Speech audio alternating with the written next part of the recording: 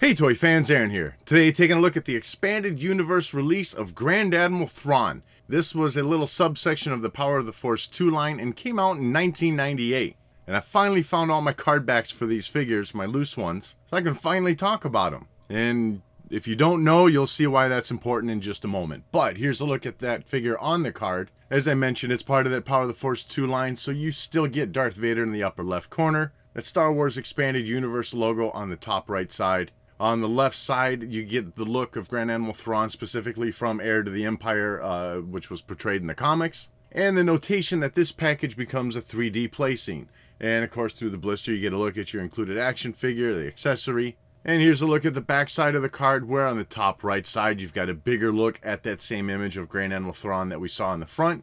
Left of that Star Wars Expanded Universe logo once again, with a brief description about what they're trying to accomplish with this line.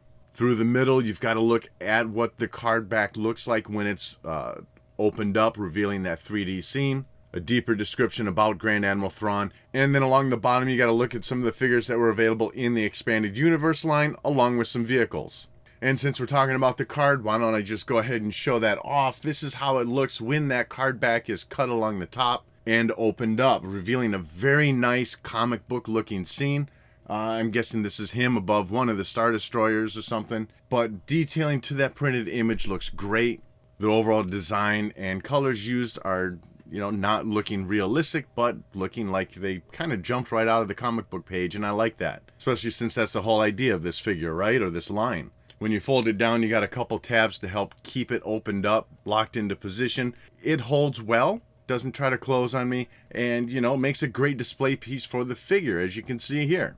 And now looking at the figure itself, overall pretty cool figure. Keep in mind, 1998, so the figures have come a long way since then.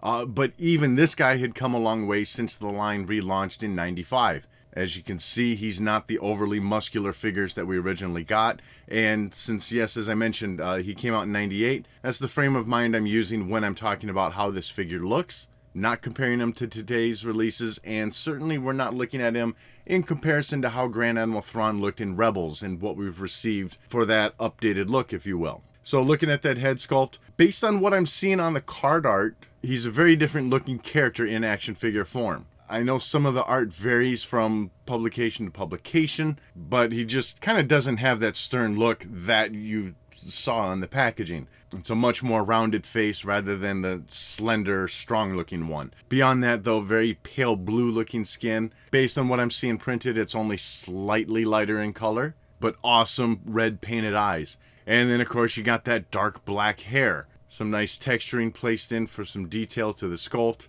and that painting staying right where it needs to be. As for the chest and arms of the figure, you got a very standard look for the Power of the Force line back then. Arms have a decent sculpt, though.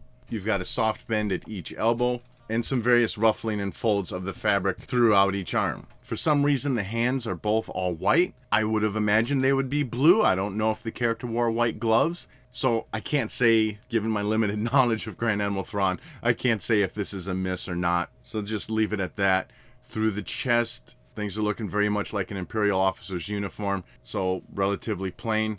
You do have his ranking symbol painted in on the upper left chest. And I should say that's a raised sculpt to that. So silver outline and then some orange, red, and blues painted in. You got some seam detailing for the collar. And along his right side of the chest, left side as you look at the screen, you've got some seam detailing running down the side. And that seam carries through to the skirt piece, if you will, of the uniform coming out underneath the belt. And yeah, speaking of which, black belt, gold buckle, par for the course in the line back in 98. Not a ton of detailing to it, but certainly identifiable as being a belt buckle and a belt. Along the backside, pretty plain, but you've still got some ruffles sculpted in, giving you some kind of stressing of the fabric happening. One thing about the majority of the figures in that time that I wasn't too fond of was just how skinny and open things got around the waist. As you see right underneath his belt, kind of got a little gap above the legs. It just always looked weird to me.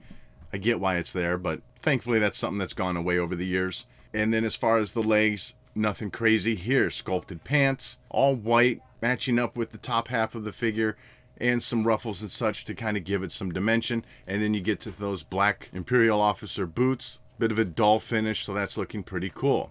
As for the articulation, the head spins a full 360. Same thing for the shoulders. Got a full rotation at the waist. Each leg comes straight forward and straight back. As for accessories, you've got two of them. You got his blaster and his little force-inhibiting Slamari? I am butchering that name, I'm certain. Someone will correct me, I'm sure. Starting with that blaster, pretty cool design to it. Obviously, it's a little bit larger, as were all the weapons back in the early days of the line, but still decent detailing in the sculpt. It's got a nice shape to it. Once again, not familiar with him in the comics, so I can't say how accurate this looks to what he used, if he used a blaster. But overall, I think it looks good. He holds it in his hand just fine. It's a little awkward looking since you've got the little trigger area notched out. You know, they didn't make the figures with trigger fingers at that time, so it does sit a little high. But it's not going to go anywhere. And then for that little lizard looking thing, decent design to the sculpt. Looks a little bit more cuddlier than what I saw on the image of the card. And while at first glance it might not look like it, most of the design elements are there. You know, on the card art or the comic art, he's got these two gray horns coming out longer on the top of his head. Those are there within the sculpt of this figure, just not as pronounced and not painted in, which was still something pretty typical for the line. You do have some of the scaling lines going throughout the backside of the body along the top. Nice placement for his four eyes, good black painting for that. You see the separation of the mouth and the lips sculpted in. And the little guy does sit very well around the neck of Admiral Thrawn.